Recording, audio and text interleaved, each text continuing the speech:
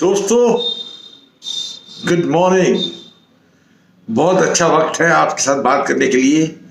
In fact last 10 days मैं काफ़ी travelling कर रहा हूँ। श्रीलंका में था बहुत टाइम के लिए, और मैं अब आपके साथ बात करने लगा हूँ on some of the topics जो मैंने मिस किए हैं फॉर सम टाइम।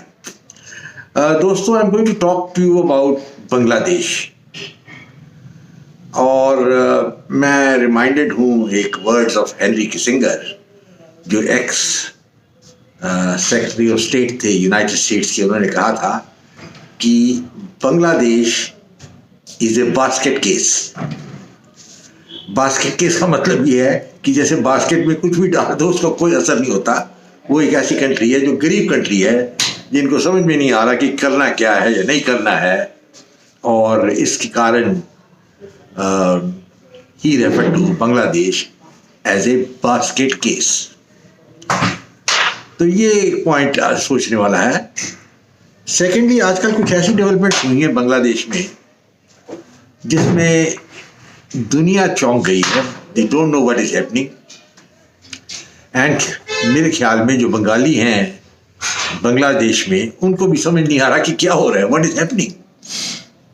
एक टाइम थी बांग्लादेश की इकोनॉमी अच्छी चल रही थी अंडर शेख हसीना, वो आगे निकल रहे थे। इनफैक्ट पाकिस्तान को पीछे छोड़ दिया था इन per capita income, gross income में भी, एक्सपोर्ट्स में, लिविंग स्टैंडर्ड में। और अब ऐसी हालत आ गई है कि they don't know which way the wind is blowing, and they are going and cutting their own heads, you know, their own legs, and they don't know what's happening, and that is the fact. और उन्होंने एक imaginary enemy बना लिया है, and that is India. ये imaginary enemy है because India is the country जिसने सबसे ज़्यादा हेल्प किया बांग्लादेश का। भी India help Bangladesh like anything, and that is a fact in terms of aid, in terms of food, because Bangladesh is deficient in food production. It is a country perennially under threat of floods and rains, and it's crisscrossed by rivers all over. But the net result is that these Bangladeshis have nothing much to eat, and India was supplying all the food grains and everything, you know. Well, you bite the very hand that feeds you. That is the character of the Bangladeshis. तो gentleman, situation ऐसे हुई कि Sheikh Hasina, as you know, had to flee the country. मैंने उसके ऊपर एक video बनाया था, और उस वक्त नरेंद्र मोदी एक बहुत बड़ी गलती कर गए, और मैंने उसको भी डिटेल में डिस्कस किया है। गलती ये थी कि उस वक्त एक गोल्डन अपॉर्चुनिटी था हिंदुस्तानी फौज के लिए to intervene in Bangladesh and put a halt to the mayhem and murder which was going on there, including the attacks on the minorities, particularly the Hindus, and put Sheikh Hasina back in power. It was not a difficult thing at all. पर उसमें आपको करेज चाहिए, you need courage, और ये करेज quality जो है throughout history for the last 1000 years has been lacking in the Hindus. और आप हिस्ट्री देख लीजिए, 900 साल जो हिंदू थे, they were the slaves of the Muslims. They were ruled for 900 years by the Muslims. And ruled not by the Muslims but by some invaders who came from Central Asia. Babar जो थे, मुगल थे, he came from Central Asia. यहाँ आया, उसने डंडा चलाया हिंदुस्तान में, he won some battles, and that was the end of it. Then आए अंग्रेज। Thank God अंग्रेज आए, because उन्होंने जो एट्रोसिटीज मुगल्स और मुस्लिम्स कर रहे थे और हिंदूज, वो बंद की। जिजिया टैक्स बंद किया, so many things they stopped. Hindus who were second grade citizens were given their rights, पर ओवरऑल सॉवरेनिटी जी थी, that was with the British. So एक चीज ऐसी इनग्रेन्ड हो गई into the culture of the Hindus, and that is to be subservient to anybody else. You say okay sir, yes sir, 3 bags full, and that has continued, and that was perhaps at the background of the mind when Modi ji, you know, who I do feel is the best Prime Minister of India after 1947, failed to act when Sheikh Hasina was being thrown out of Bangladesh. Sheikh Hasina had won the elections. She was having an absolute majority in parliament, but there was a deep state conspiracy.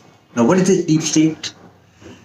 Deep state is the invisible state of some people, which is basically created by the Americans. And this deep state was out to destabilize Bangladesh. And it is a matter of regret that the Indians didn't know a damn thing about it. So-called much wanted Indian intelligence agencies like RAW, IB, all these didn't know what the hell is happening in Bangladesh. And they woke up only when Bangladesh was engulfed by flames. Who had engineered it? Obviously the deep state, led by America, maybe Pakistan to an extent, even China. But basically it is the Americans, and I think the man who is responsible for all this is Donald Lu. He's to be distinguished from Donald Trump. I mean, this fellow also came to India and he was given a piece of the mind of the Indians, but जिसको कहते हैं ना बेशर्म आदमी होता है उसको कोई असर नहीं होता है, and that's what happened to you.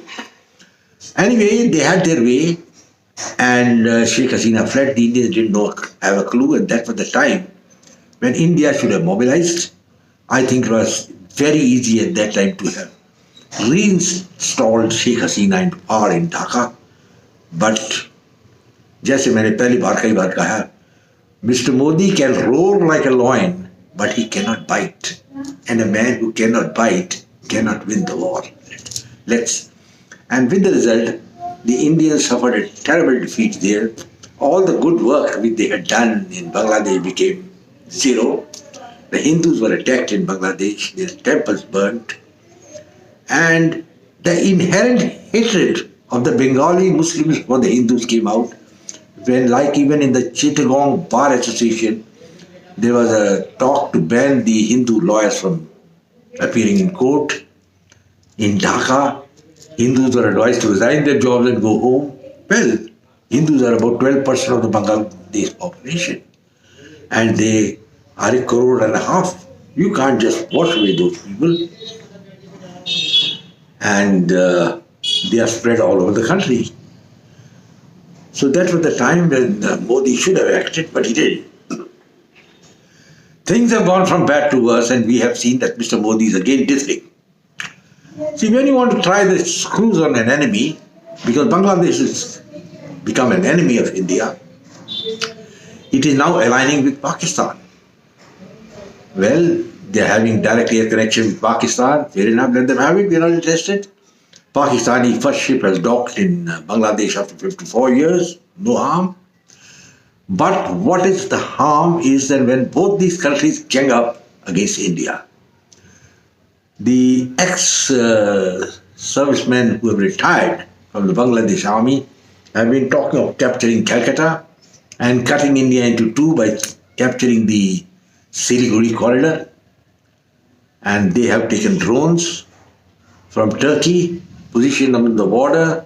They are buying ammunitions, weapons, artillery shells from Pakistan in massive numbers. What for?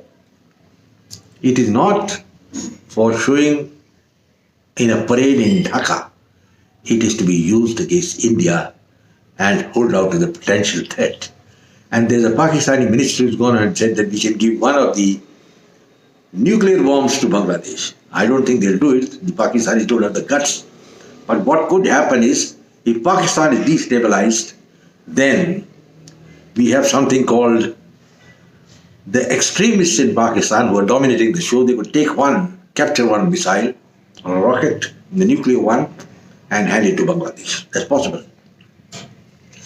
So, gentlemen, दोस्तों आप देखिए कि कितना डेंजर हिंदुस्तान फेस कर रहा है, और मोदी जी को पता है ऑल दिस इज हैपनिंग, पर एक्शन नहीं है.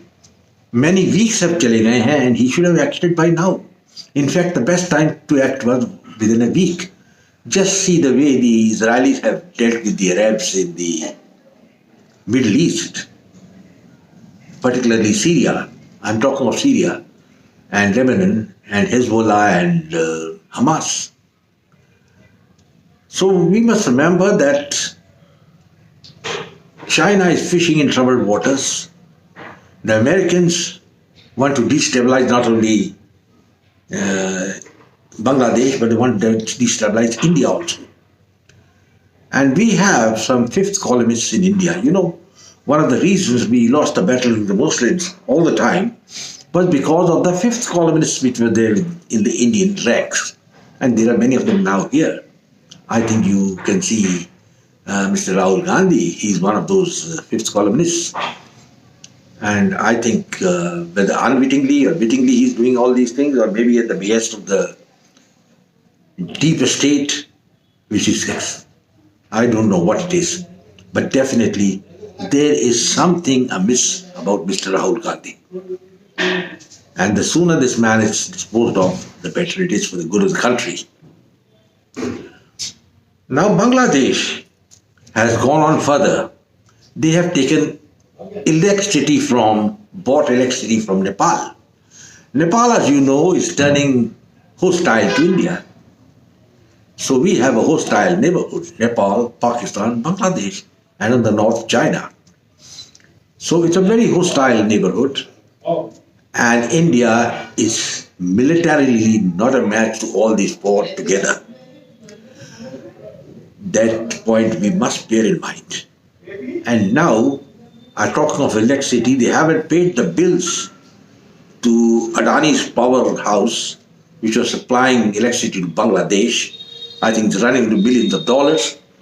And so Adani had to cut short 50% of the electricity to Bangladesh. But what the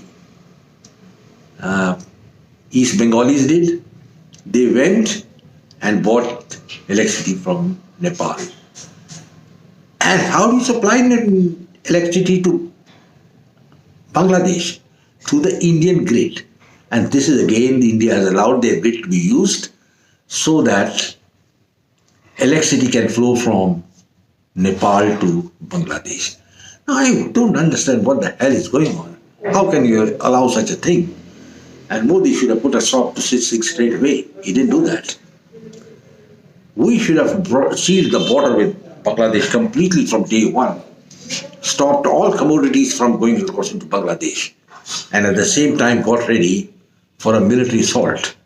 Now, as a soldier who had done the Defense Services Staff course, I will give you an insight into what India should have done.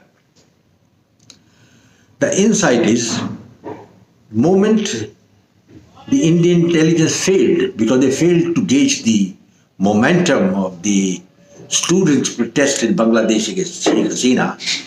So instead of Sheikh Hasina just running away, at that very moment it was important, imperative of the elite forces of the Indian para brigades to be parachuted into Dhaka, into the heart of the enemy. And the palace or the residence of the Prime Minister should have been secured by the Indian paratroopers. And incidentally, by the way, there are a lot of elements in Bangladesh who support Sheikh Hasina, and they would have been heartened. Dhaka cantonment should have been the first place to be hit by the Indians. They should have occupied that. That is what they did in 1971. And when the Indian para brigade had landed in Dhaka cantonment, occupied it, and the East Pakistanis were flummoxed. So, gentlemen, this was what was required. And along with it, a massive air bombardment should have commenced and the military targets in Bangladesh. The army need not have moved in initially and waited for what's going to happen, because this show of force with a heavy bombing over Bangladesh and the takeover of the cantonment and an effort made to capture the chief of the army's staff, the Bangladesh army. After all, he had an office in Bangladesh military headquarters, which should have been the first places to be attacked. And the navy could have blockaded the only port which is of any semblance in Bangladesh, that is Chittagong. Once this had been done and Sheikh Hasina had been secured, and the elements which support Sheikh Hasina had come into the open, the battle would have been in India's favor, and the world would have been taken with a fait accompli, including the Americans. I have repeatedly said that America is not a friend of India. Let's be very clear about it. India has got only one friend in the world, and that is Israel. And the second closest friend we can have is Russia, which has stood by us for many decades. Gentlemen, unfortunately, we do not know how to back or support the men who back us. And recently in the UN General Assembly, in a resolution which called for the withdrawal of the Israeli forces from Gaza, the Indian government has gone and voted in favor of that resolution, and 9 countries opposed it, including the USA. I don't see what the hell Mr. Modi was planning to do. Is he trying to play to the gallery? Is he trying to be very correct? You cannot be very correct anywhere. The Germans were fighting the Second World War not correct. Neither the Americans when they were fighting Japan. They dropped 2 atomic bombs on Japan, which was defeated. Killed 200,000 people. There's no conscience there. No conscious nothing that you're going to kill innocent civilians. I don't say you go and do these things, but I'm just giving you an example that for the survival of a nation and a place to make a name in the world history, you've got to take harsh decisions. You could learn how to fight. And that I think Modi hasn't learned yet. I'm watching his antics throughout. He went to Moscow and immediately he got frightened and went to Ukraine. What the hell he went to Ukraine for? I am, again I repeat, a supporter of Mr. Modi. He's done a lot of good things. But then it's something like thus far and no further. You know the book by Roman Gordon? That's what it is. He goes up to a point and then he starts dithering and then falls down. He has not yet been able to even crush the farmers' movement, which is again rearing its head in the borders of Delhi. And earlier he had that very, very sad episode which we had of withdrawing the farm laws, and then he was apologizing to the Punjab farmers. I'm very sorry I made those farms. I didn't have the ability, or I could not explain them to you, and I'm withdrawing them. What the hell is going on, I say? Is this the way you lead the nation forward? We don't want that India should end up like it did during the times when India was fertile ground for the Mughals to come in and later for the British to come in and conquer India. If you recollect, when the British came to India, it was almost 20 independent countries and they finished one by one all of them. And that was one reason, was that there was disunity, traitors hanging around. So Modi has to take care of them, the traitors inside the Indian ranks. I don't know who they are. There are many of them, but all of you know who they are in any case. They are men who are in league with the deep state in America. They are men who have lost power, whose family has ruled India for generations. They feel, well, we have the right to rule still, and so we'll do what we feel like. We will denigrate India. We will denigrate the Indian Prime Minister. So I'll make a video on that, on another aspect later on, but coming down to Bangladesh, this is what I suggest. This is what we have to do. We have to make a stand, and we have to realize that you can't sit on the wall. You know Humpty Dumpty? He sat on the wall, had a great fall, and all the king's horses couldn't put Humpty Dumpty together again. So the way you go around supporting Israel is sitting on the wall. The way you go with the Russians, sit on the wall. You sit facing Bangladesh, sit on the wall. You can do that, you're going to fall down and break your legs, head, and that's about all. So gentlemen, strict action is called for by the Indians now. Time is slipping away, and just hoping things will work out is not the way it to be done. Even the Maldives are very badly handled. Even now, Maldives cannot be trusted. And Modi must be blowing a whistle that I have won in Maldives. I don't think he's won anything at all. 700 Indian soldiers were sent out from Maldives. They haven't been told to come back. Maldives' only